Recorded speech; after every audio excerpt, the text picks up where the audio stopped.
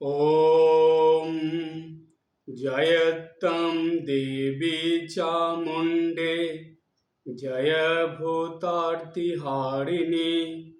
जय सर्वगतदेवी कालरात्रि नमोऽस्तुते। जयन्ती मंगला काली भद्रकाली कपालिनी दुर्गा शिवा क्षमाधात्री स्वाहा स्वाधा नमोस्तुते। ओम सर्वमंगलमंगले शिवे सर्वार्थसाधिके शरण्ये त्र्यंबके गौरी नारायणी नमोस्तुते।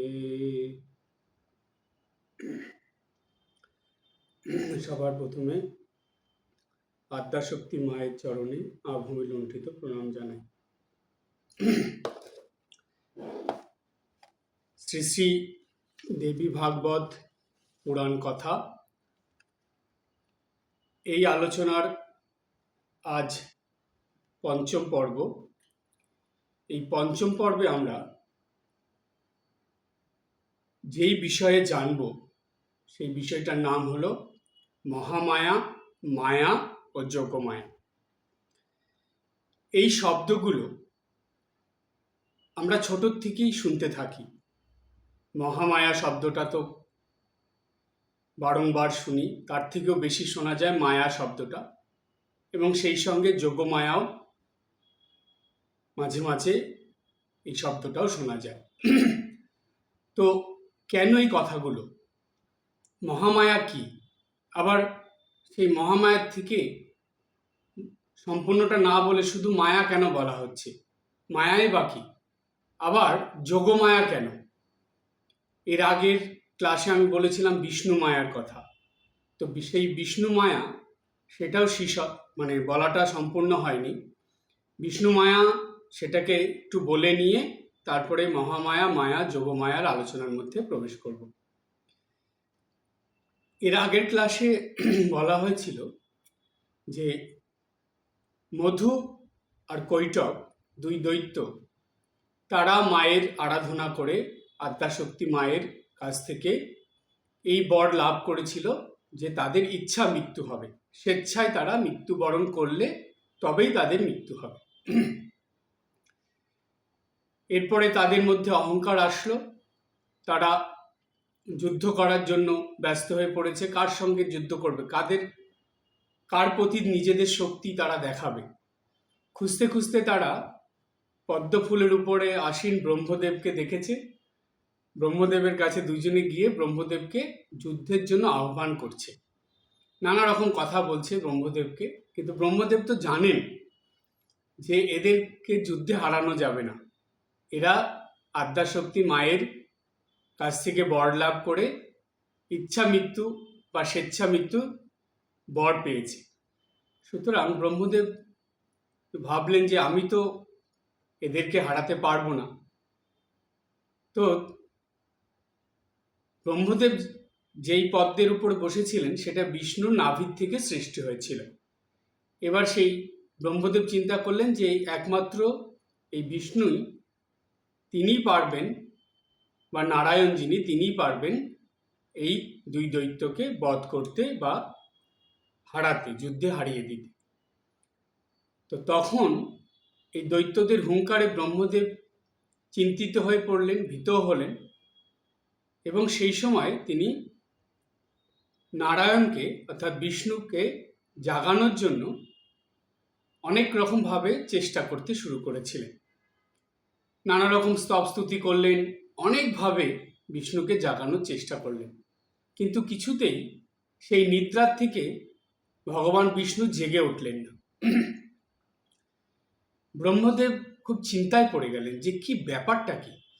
মধু কৈটবকে নিয়ে অত চিন্তা ব্রহ্মদেব করছেন না। ব্রহ্মদেবের চিন্তা হলো যে ভগবান বিষ্ণু, তিনি কেন এই নিদ্রার থেকে জেগে উঠছেন না? কি কারণ হতে পারে? আমি এতভাবে চেষ্টা করছি, এতভাবে তাকে ডাকছি, তার স্তবস্তুতি করছি, তার বন্দনা করছি, কিছুতেই সে জাগছে না, কেন, কারণটা কি? এই চিন্তা করতে করতে ব্রহ্মদেবের তখন মনে আসলো যে যেই নিদ্রায় বিষ্ণু আচ্ছাদিত হয়ে আছেন, এই নিদ্রার নাম হলো যোগ নিদ্রা। এই নিদ্রা যিনি সৃষ্টি করেছেন, যার শক্তিতে এই নিদ্রা ভগবান বিষ্ণুকে আচ্ছাদিত করে রেখেছে, সেই আদ্যা শক্তি মার আরাধনা করতে হবে। তিনি পারবেন এই যোগ নিদ্রার থেকে বিষ্ণুকে জাগিয়ে তুলতে। এই প্রসঙ্গটা দেবী ভাগবত পুরাণেও আছে এবং চণ্ডীতেও আছে। তো সেইখানে আমরা পাই যে তখন ব্রহ্মদেব এই আদ্যাশক্তি মায়ের স্তব শুরু করলেন। ব্রহ্মের স্তব শুরু হল। ব্রহ্মের স্তবের দ্বারা আদ্যাশক্তি মা সন্তুষ্ট হলেন। তিনি আবির্ভূতা হয়ে ব্রহ্মার কাছে জিজ্ঞেস করলেন কেন তিনি তাকে আহ্বান করেছেন। তখন ব্রহ্মদেব বললেন যে, হে মা, আপনি একমাত্র পারেন এই ভগবান বিষ্ণু, তিনি যে নিদ্রায়, যোগ নিদ্রায় শায়িত হয়ে আছেন, সেই যোগ নিদ্রার থেকে, তার এই ঘুমন্ত অবস্থার থেকে তাকে জাগিয়ে তুলতে আপনিই পারেন। আপনার শক্তির দ্বারা এটা সম্ভব। সুতরাং আপনি ইনাকে জাগিয়ে তুলুন। তো তখন মহামায়া তথাস্তু বলে তিনি অন্তর্ধান করলেন, অন্তর্হিত হলেন। তারপরে ভগবান বিষ্ণুর মধ্যে থেকে একটা শক্তি নির্গত হলো। এই যে শক্তি নির্গত হলো, তিনি একটি নারী শক্তি রূপ ধারণ করলেন। এবং তারপরেই ভগবান বিষ্ণু তিনি এই নিদ্রার থেকে জাগরিত হয়ে উঠলেন, মানে জেগে উঠলেন। বিষ্ণুর থেকে যেই শক্তি নারী রূপ নিয়ে আবির্ভূত হলো, সেই শক্তি হলেন যোগমায়া। যেই যোগের শক্তিতে, যেই মায়ার শক্তিতে ভগবান বিষ্ণু যোগনিদ্রায় শায়িত ছিলেন, তিনি জাগরিত হচ্ছিলেন না, সেই যোগমায়া বা সেই মায়া শক্তি যখন বিষ্ণুর মধ্যে থেকে, ভেতর থেকে সরে গেল বা বেরিয়ে আসলো, তখনই ভগবান বিষ্ণু জাগরিত হলেন। সেই জন্য যেহেতু বিষ্ণুর থেকে এই মায়া আবির্ভূত হয়েছিলেন, সেই জন্য এই মায়ার নাম হলো যোগমায়া। আর প্রথমে যে আদ্যাশক্তি এসেছিলেন, তিনি হলেন মহামায়া। ব্রহ্মদেব তার স্তুতির মধ্যে এই মহামায়া কথাটা উল্লেখ করেছিলেন। তাহলে এই আদ্যাশক্তি মাই হলেন মহামায়া। মহামায়ারই যেই শক্তি দ্বারা বিষ্ণু আচ্ছাদিত হয়েছিলেন, সেই শক্তি হল যোগমায়া বা বিষ্ণু মায়া। এই যে মায়াটা, এটা যখন বিষ্ণুর মধ্যে থেকে সরে গেল, তখন বিষ্ণু জেগে উঠলেন। উঠে ব্রহ্মদেবের সঙ্গে বিষ্ণুর কথা হলো। উনি দেখলেন মধু কৈটব রয়েছেন। এবার মধু কৈটব তখন বিষ্ণুকে যুদ্ধের জন্য আহ্বান করলো এবং ভগবান বিষ্ণুর সঙ্গে যুদ্ধ হওয়ার পর তাদের মৃত্যু হলো। এই ছিল ঘটনা। এটা আমরা চণ্ডীতেও পাই, দেবী ভাগবত পুরাণেও পাই। এখন এখানে প্রশ্ন হলো যে এইটা তো পুরাণের কথা বা চণ্ডীর কথা হলো, কিন্তু এই ঘটনার মধ্যে তো কিছু শিক্ষা নিশ্চয়ই লুকিয়ে আছে। সেটা মানব জীবনের কি শিক্ষা, সেই শিক্ষার আলোচনার মধ্যেই যা এখন প্রবেশ করছি। খুব মন দিয়ে শুনবেন এবং খুব ভালোভাবে বুঝবেন এটা আমাদের জীবনের সঙ্গে কিভাবে ওতপ্রোতভাবে জড়িত আছে এই ঘটনাটা। এখানে ভগবান বিষ্ণু তিনি হলেন মানব শরীরের মধ্যে থাকা ঈশ্বর বা চৈতন্য। প্রত্যেকটা মানুষের ভিতরেই ভগবান আছেন। ভগবান আছেন মানে চৈতন্য সত্তা বা চৈতন্য স্বরূপ হয়ে তিনি আছেন। এবার জন্মের থেকেই প্রত্যেকটা মানুষের মধ্যে এই চৈতন্য থাকে, কিন্তু মানুষ যখন ধীরে ধীরে বড় হয়ে যায় এবং বড় হওয়ার সঙ্গে সঙ্গে যখন তার মধ্যে এই জাগতিক সম্পর্কগুলো আসতে থাকে, এই জগৎ সংসারের সঙ্গে তার ইন্দ্রিয়গুলোর যোগ শুরু হয়ে যায়, তখন কি হয়, তার মধ্যে এই চৈতন্যটা সুপ্ত অবস্থায় প্রথম থেকেই ছিল, সেটাকে জাগাতে হয়, কিন্তু মানুষ আর জাগায় না। কেন? তার ভেতরে এই চৈতন্য নিদ্রিত অবস্থায় থাকে। কেন? কারণ মায়ার মধ্যে মানুষ বদ্ধ হয়ে যায় বলে, মোহমায়ার মধ্যে আবদ্ধ থেকে তার চৈতন্য জাগরণের জন্য যা করা দরকার সেটা সে করে না। মধু কৈটব হলো মানুষের জীবনে যখন বুদ্ধি আসে, অর্থাৎ তার ভালো মন্দ বিচার করার বুদ্ধি সেই মানুষের মধ্যে আসে, তখন মানুষের মধ্যে সবার প্রথমে দুটো দৈত্য আসে।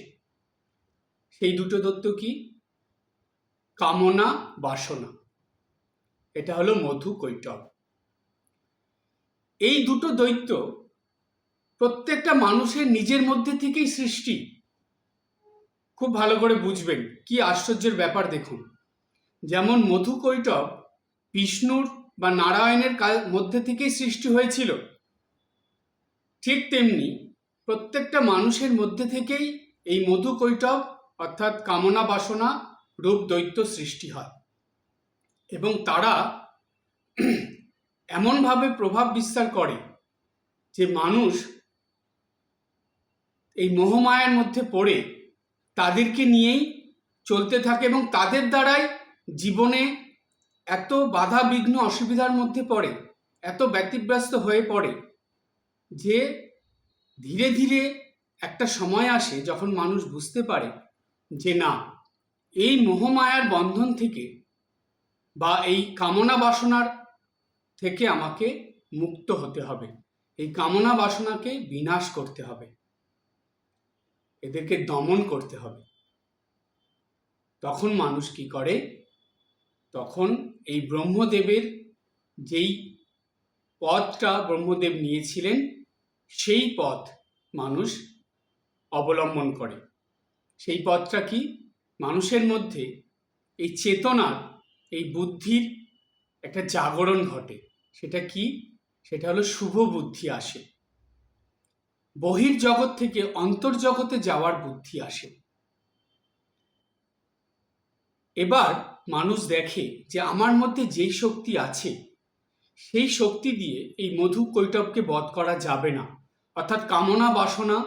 এবার কামনা বাসনার সঙ্গে আরও যেগুলো যুক্ত থাকে, যে মধু কৈটবের অস্ত্রশস্ত্র বা মধু কৈটবের যে অহং, যে দম্ভ, যে গর্ব ছিল, সেগুলোই মানুষের মধ্যে কামনা বাসনার সঙ্গে অহংকার, হিংসা, বিদ্বেষ, লোভ, লালসা হয়ে প্রকটিত হয়। এই যে এতগুলো যে বাধা, এতগুলো যে শত্রু, তাদেরকে দমন করা কোনো মানুষের যে শক্তি, সাধারণ শক্তি, সেটা দ্বারা সম্ভব হয় না। তাহলে উপায়? এদেরকে কিভাবে দমন করা যাবে? তখন মানুষ কি করে?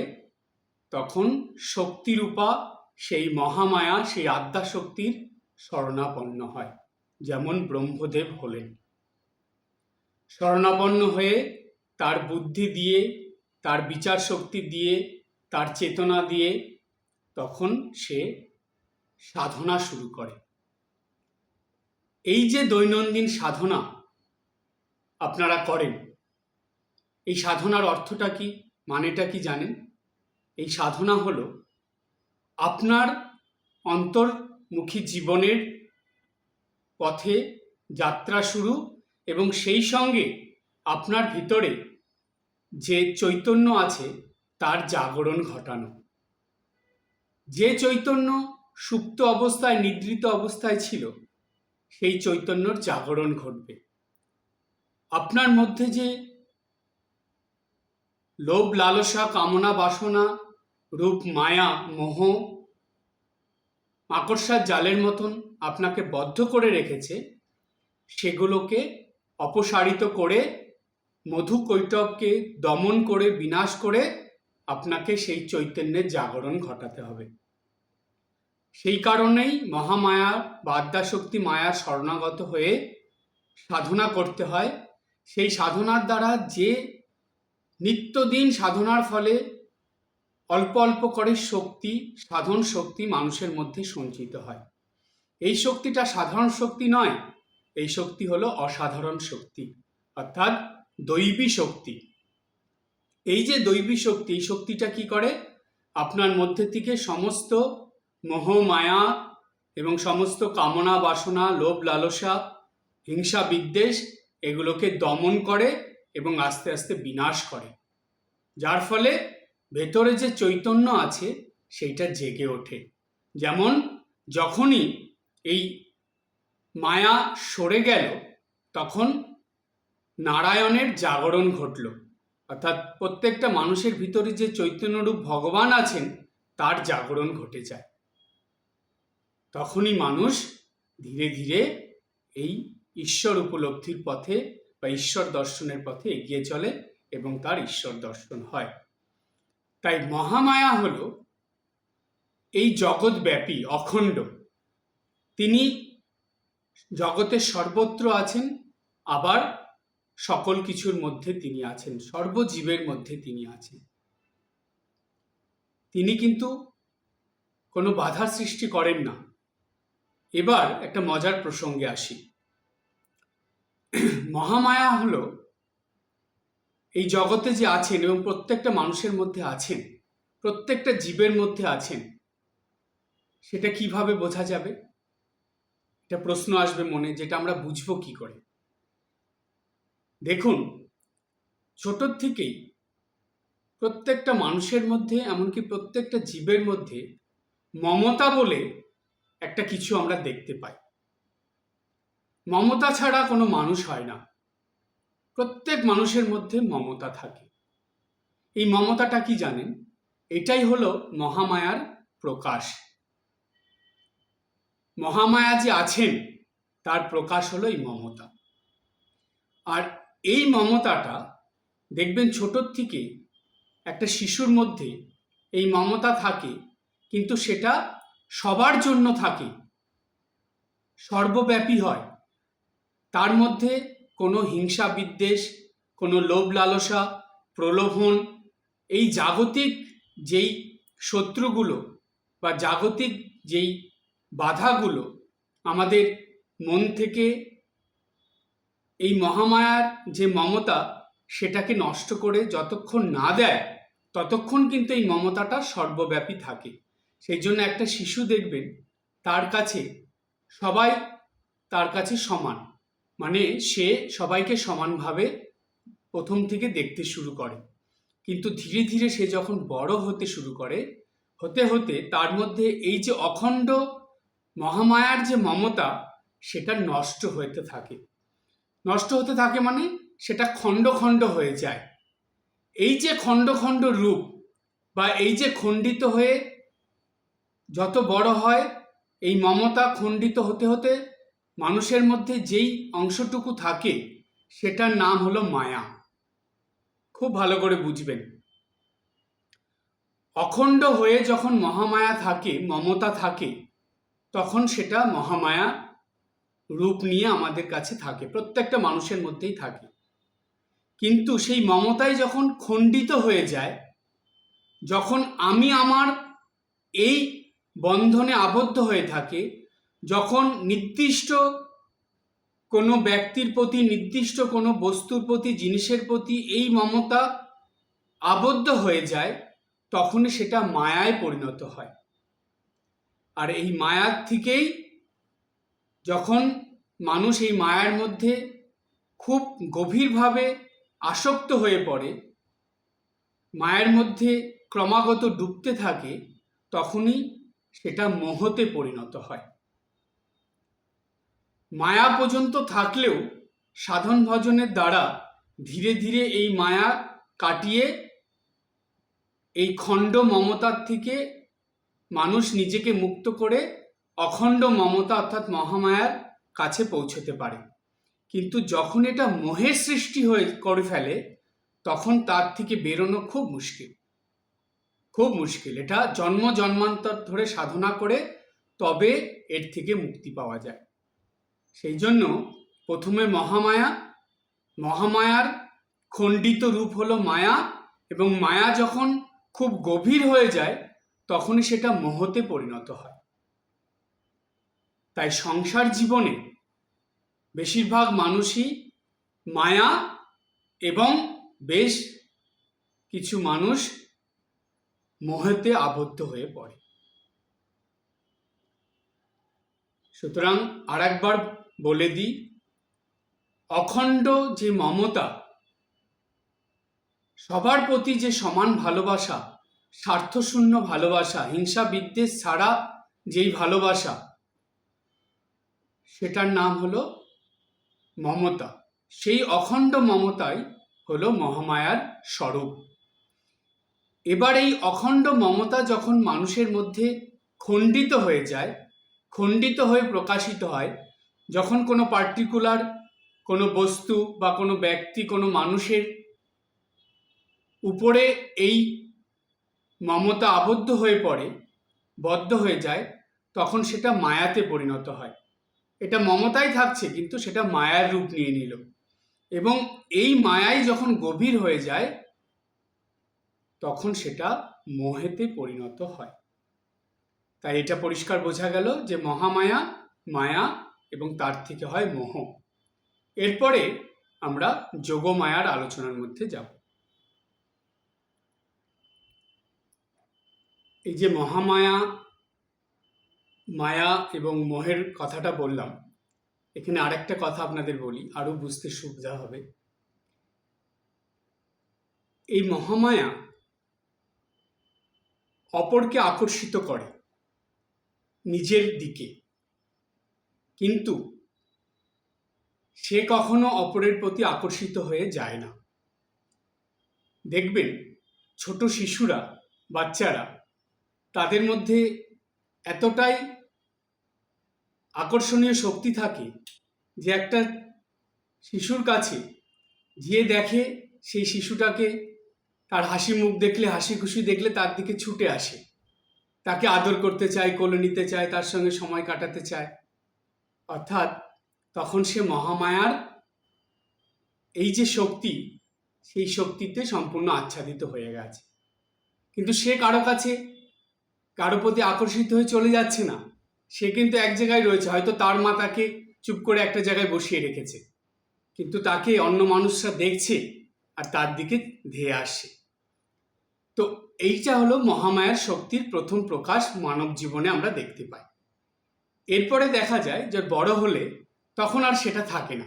ধীরে ধীরে মানুষ যখন বড় হয় তখন এটা তার মধ্যে থেকে আস্তে আস্তে খণ্ডিত হয়ে যায়। তখন কিছু মানুষ তার সঙ্গে যুক্ত থাকে, তার দিকে আকৃষ্ট হয়, এবং তাকেই বরঞ্চ অপরের প্রতি আকর্ষিত হয়ে যেতে হয়, ঠিক উল্টোটা হতে শুরু করে। এবং তারপরে যখন মায়ার থেকে, এই অবস্থা হলো মায়ার অবস্থা, এবং তারপরে যখন মোহর অবস্থা চলে আসে, তখন সে বিশেষ একজন দুজন বা কয়েকজন মানুষের প্রতি এমনভাবে আবদ্ধ হয়ে পড়ে বা এমনভাবে আসক্ত হয়ে পড়ে যে সেখান থেকে সে আর নিজেকে সরাতে পারে না। দুঃখ কষ্ট যন্ত্রণা পাচ্ছে, সে বুঝতে পারছে, জানছে যে না, এখান থেকে আমাকে সরে গেলে ভালো, কিন্তু এমন আসক্ত হয়ে যায় যে কিছুতেই সেখান থেকে সরতে পারে না। এটাই হলো মোহ। এবার একটা ছোট্ট পরীক্ষার কথা আপনাদের বলবো। প্রত্যেক দিন যদি অল্প একটু সময় পান, ধরুন 10 মিনিট বা 15 মিনিট, তাও যদি না পান 5 মিনিটই হলো, সেই সময়টা একটু চুপ করে বসবেন। বসে একটা পরীক্ষা, কি পরীক্ষা সেটা? চুপ করে বসে আপনার সন্তানের একটা ফটো আপনি হাতে নেবেন, বা আপনার নাতি বা নাতনির একটা ফটো হাতে নেবেন, কিংবা আপনি যাকে খুব ভালোবাসেন তার একটা ফটো আপনি হাতে নেবেন, নিয়ে একভাবে তাকে দেখতে থাকবেন। দেখে তার কথা ভাবুন।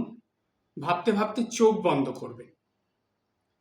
চোখ খুলে ছবিটা দেখছিলেন, ভাবছিলেন তো, তার কথা ভাবতে ভাবতে এবার আস্তে আস্তে চোখটা বন্ধ করে নেবেন।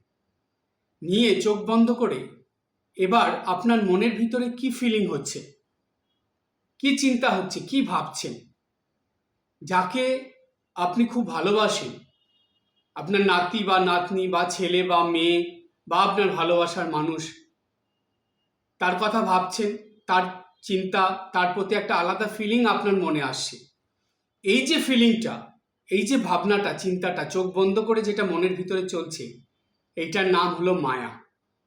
খুব ভালো করে বুঝবেন। এই অনুভূতিটা, এই ভাবনাটার নাম হলো মায়া। এবার এই মায়াটা দেখুন,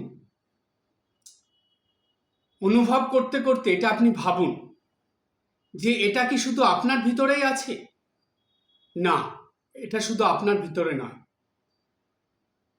এই জগতে যত মা বাবা আছে, সে ভারতীয় মা বাবা, আফ্রিকান মা বাবা, রাশিয়ান মা বাবা, এই পৃথিবীতে যেখানে যেখানে যত মা বাবা আছে, যত দাদু ঠাকুমা আছে, যত ভালোবাসার মানুষ আছে, সবার মধ্যেই কিন্তু এই একই ফিলিং হতে থাকবে।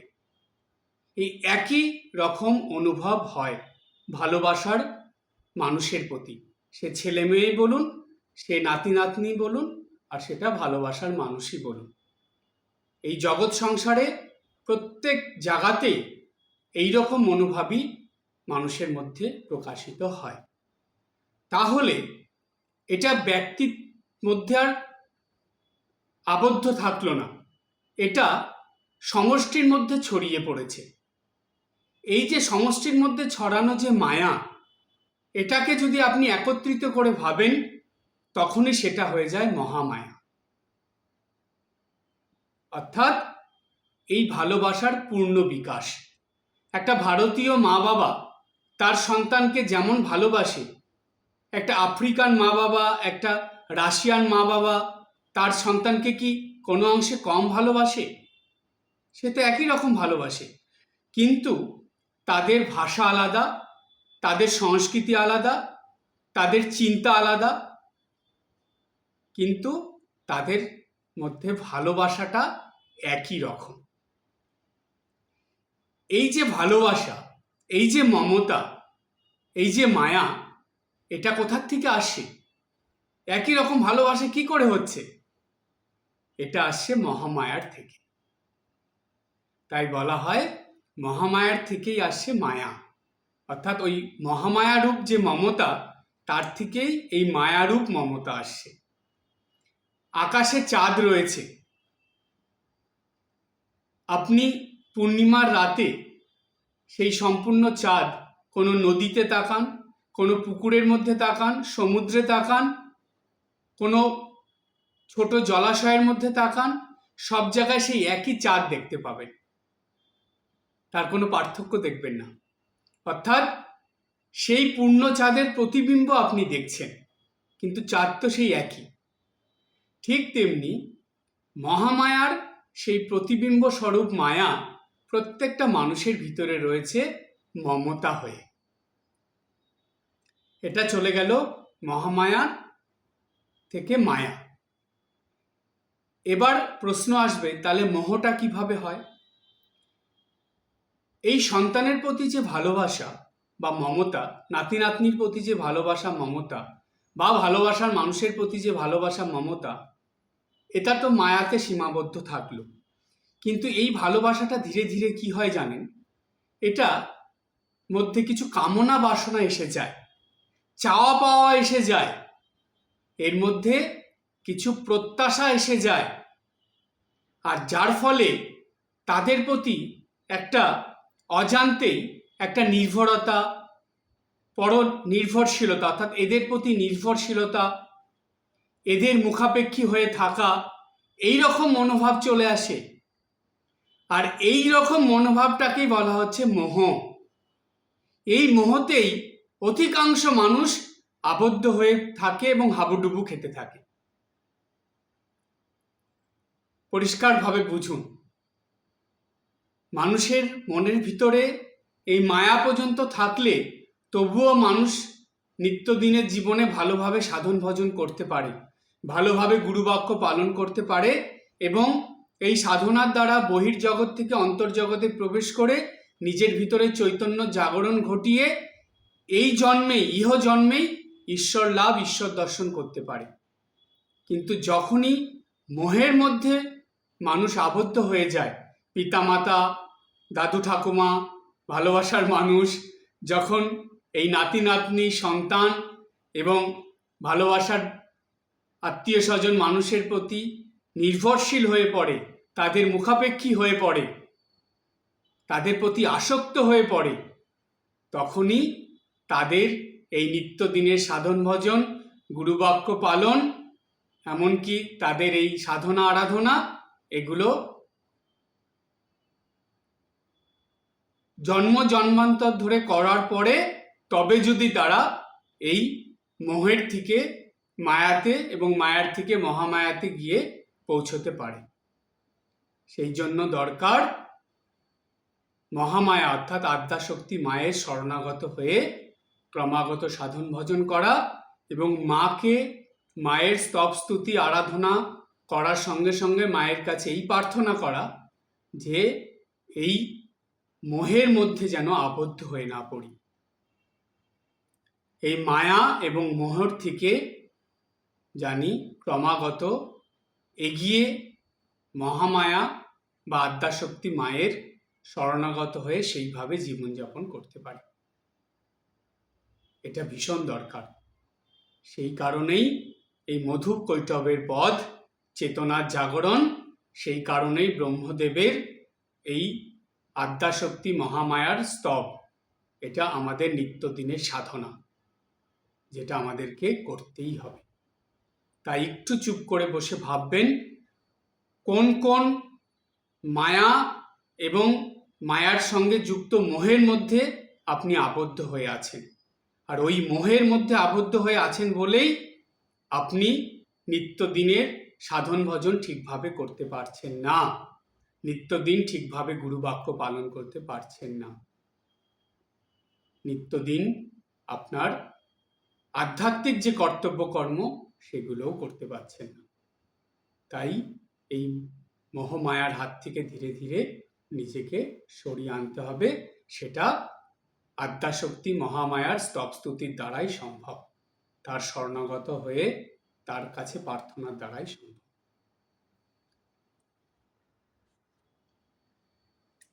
এবার আমরা বুঝব যোগমায়া। যোগমায়া কথাটা আমরা ছোটোর থেকে যদিও খুব বেশি শোনা হয় না বা শুনিনি, কিন্তু শ্রীমা সারদা দেবীর জীবন যারা পড়েছেন এই যোগমায়া কথাটা তারা জেনেছেন। মায়ের জীবনের মধ্যে রাধু দিদির কথা যখন আমরা পাই, তখন রাধু দিদি মায়ের কাছে আসার আগের ঘটনার মধ্যে এই যোগমায়া এই শব্দটা আমরা পাই। তো কেন এই যোগমায়া বলা হচ্ছে বা রাধু দিদিকে যোগমায়া স্বরূপ হিসাবে কেন এখানে বর্ণিত করা হয়েছে? কারণ শ্রীমা সারদা দেবী মা স্বয়ং ছিলেন আদ্যাশক্তি মহামায়া। সেই আদ্যাশক্তি মহামায়া বলেই তার ভালোবাসা, তার স্নেহ, তার মমতা সর্বব্যাপী ছিল, সর্বত্র তার কাছে সবাই সমান ছিলেন। আমজাত যেমন সন্তান, শরত তেমন সন্তান, এই রকম সর্বব্যাপী সমান ভালোবাসা ছিল শ্রীমা সারদা দেবীর মধ্যে। তাই তিনি হলেন মহামায়া। সবার প্রতি সমান মমতা, সমান স্নেহ, ভালোবাসা এটা মায়ের মধ্যে ছিল। তো এবার মহামায়া, তিনি তো মায়ের মধ্যে আবদ্ধ হওয়ার জন্য আসেননি। তিনি তো কোনো মায়ের মধ্যে আবদ্ধ হবেন না। কেন, মায়ের মধ্যে আবদ্ধ হলে সেটা তো সীমিত হয়ে গেল। তার মমতাটা, তার স্নেহ ভালোবাসাটা পার্টিকুলার একজনের প্রতি বা দুজনের প্রতি সেটা বদ্ধ হয়ে যাবে। তো ঠাকুর শ্রী রামকৃষ্ণদেবের শরীর যাবার পরে মা ধীরে ধীরে প্রস্তুতি নিয়েছিলেন যে এই জগৎ সংসার ছেড়ে মা চলে যাবেন। কেন, মা আর থাকতে পারছিলেন না। ঠাকুরকে ছেড়ে মার থাকার সম্ভব হচ্ছিল না। কিন্তু ঠাকুর দেখিয়ে দিলেন বা ঠাকুর বলেও ছিলেন যে না, আমি যাওয়ার পর তোমাকে থাকতে হবে, কারণ তোমার অনেক কাজ আছে। এবার মা যে থাকবেন, তো মার মন তো কোনো মায়ার মধ্যে আবদ্ধ নয়। এই জাগতিক কোনো কিছুর মধ্যে মন আবদ্ধ হলে সেটা তো মায়ার মধ্যে আবদ্ধ হয়ে গেল, কিন্তু মহামায়ার তো সেই জাগতিক কোনো মায়ার মধ্যে আবদ্ধ হবে না। তো সেই কারণে মায়ের মন কোনো কিছুর মধ্যে আটকাচ্ছে না, কোনো কিছুর প্রতি মায়ের মন থাকছে না। মন বারে বারে এই জগৎ সংসার থেকে উঠে যাচ্ছে। তো তখন ঠাকুর কি করলেন? ঠাকুরই এই কাজটা করলেন যে এই রাধু নামে যে মেয়েটা বা যে বালিকাটা মায়ের কাছে এসেছিল, তাকে প্রথম দেখার প্রতি মানে দেখার পর মায়ের মনে যেই ভাবটা এসেছিল, মা তার প্রতি একটু মন নামিয়ে আনলেন। অর্থাৎ মায়ের মন সেই রাধুর যখন বাচ্চা অবস্থায় হামাগুড়ি দিয়ে যাচ্ছে, তার মা চলে যাচ্ছে পাগলি মামি, রাধুকে ফেলে রেখে রাধু ওই ছোট্ট অবস্থায় হামাগুড়ি দিয়ে কাঁদতে কাঁদতে মামা বলে এগোচ্ছে, ওইটা শ্রীমা সারদা দেবী যখন দেখেছিলেন, মনের ভিতরে এমন একটা ভাব এসেছিল যে যেন রাধুর প্রতি মায়ের একটা কি টান চলে আসলো। মা তখন দৌড়ে গিয়ে সেই রাধুকে কোলে নিলেন। সেই সময় ঠাকুর দেখা দিয়ে মাকে বললেন, ওকে অবলম্বন করে থাকো, ও হলো যোগমায়া। এই যে যোগমায়া কথাটা উচ্চারণ করলেন ঠাকুর, বা যোগমায়া কথাটা আমরা পেলাম, অর্থাৎ মহামায়াকে এই মায়ার সঙ্গে যুক্ত করে দেওয়া হলো। মহামায়ার মায়ার সঙ্গে একটা যোগ হলো। অর্থাৎ একে অবলম্বন করেই মা যতদিন কাজ না শেষ হচ্ছে ততদিন এই জগৎ সংসারে থাকবে। তাই মহামায়ার কে মায়ার মধ্যে আবদ্ধ করার যে মাধ্যম, যে যোগ, সেটা হলো রাধু, এবং সেই জন্যই রাধুকে বলা হলো যোগমায়া। তাই এই যোগমায়া এই মানুষের, সাধারণ মানুষের জন্য প্রযোজ্য নয়, সাধারণ মানুষের জীবনের জন্য নয়। এইটা, এই যোগমায়া শব্দটা আসে সাধক সাধিকা, মহাপুরুষ, অবতার পুরুষ, দেবী, ভগবতী, তারা যখন এই মানব দেহ ধারণ করে এই পৃথিবীতে আসেন লীলা করতে, তখন তাদের লীলার জন্য এই যোগমায়ার আসেন, বা যোগমায়ার এই অবলম্বনের দ্বারাই তারাই লীলা করতে পারে। সুতরাং যোগমায়া তাদের জীবনের সঙ্গে যুক্ত থাকে। তাই মানুষের জীবনের সঙ্গে যুক্ত কি? মহামায়ার থেকে আসছে মায়া, এবং মায়ার থেকে মোহ। কিন্তু যে দেবী এসেছিলেন মহামায়া স্বয়ং সারদা দেবী হয়ে, তার জীবনে সঙ্গে এই যোগমায়া যুক্ত। কেন? এখানে মোহ নেই, এখানে মোহর কোনো সম্বন্ধ এখানে নেই। আর নেই বলেই আপনি বা আপনারা বলবেন যে মহারাজ, এটা কি করে বলা যাবে যে এখানে মোহের কোনো সম্বন্ধ নেই? এটা বলার অর্থ এটাই, মায়ের জীবনের শেষের ঘটনাগুলো যদি আপনারা খুব ভালোভাবে পড়েন, চিন্তা করেন, দেখবেন যে মা কিভাবে ধীরে ধীরে মনকে সরিয়ে নিয়েছিল রাধুর থেকে, রাধুর ছেলের থেকে, সবার থেকে মা একটা সময় মন একদম সরিয়ে নিল। এমনিতেই তো মা সবসময় ঠাকুর ঠাকুর করতেন। রাধুর প্রতি একটা সময়ের পর মা ধীরে ধীরে মনটাকে সরাতে শুরু করেছিলেন। রাধুর ছেলের থেকেও মা মনটাকে আস্তে আস্তে সরিয়ে নিয়েছিলেন। যখন রাধুর থেকে যে মন সরিয়ে যখন নিচ্ছিলেন মা, সেটা শরৎ মহারাজ বুঝতে পেরেছিলেন। এবং তারপরে যখন রাধুর ছেলের থেকেও মা মন সরিয়ে নিলেন, তখন শরৎ মহারাজ এইটা শুনে একটা শব্দ উচ্চারণ করেছিলেন, একটা বাক্য বলেছিলেন। কি বলেছিলেন? শরৎ মহারাজ বলেছিলেন যে মাকে আর রাখা গেল না, অর্থাৎ সমস্ত মায়ার বন্ধন মা কেটে দিয়েছেন। সুতরাং যোগমায়ার যে বন্ধন মা রেখেছিলেন, সেটা মা কেটে দিয়েছেন। সুতরাং মহামায়া তার আসল স্বরূপে এখন ফিরে চলে যাবে। তাই এই মানব জীবনে যত মায়া, যত মোহ, যত বন্ধন, যত আসক্তি যাই আছে, সেগুলো সব দূরীকরণের একটাই উপায় এবং সহজ উপায় হলো মহামায়া স্বরূপিণী শ্রীমা সারদা দেবী। মায়ের শরণাগত হয়ে মাকে ধরে এবং মাতৃ আরাধনার দ্বারা নিত্যদিন যাপন করে শুধু মায়ের কাছে যাব এই সংকল্প নিয়ে জীবন যাপন করুন। এই মহারাজের একটি কথা প্রত্যেক দিন একবার হলেও ভাববেন যে আমরা মায়ের কাছ থেকে এই পৃথিবীতে এসেছি, মায়ের কাজ করছি এবং আবার মায়ের কাছেই ফিরে যাব। এটাই হলো আমাদের জীবনের নিত্যদিনের সাধনা। আজকে এই পর্যন্ত। সবাই ভালো থাকবেন, হাসি খুশি আনন্দে থাকবেন। ওম জননীং শারদাম দেবীম রামকৃষ্ণম জগদ্গুরুম পাদপদ্মে তয়োঃ শ্রিত্বা প্রণমামি মুহুর্মুহুঃ।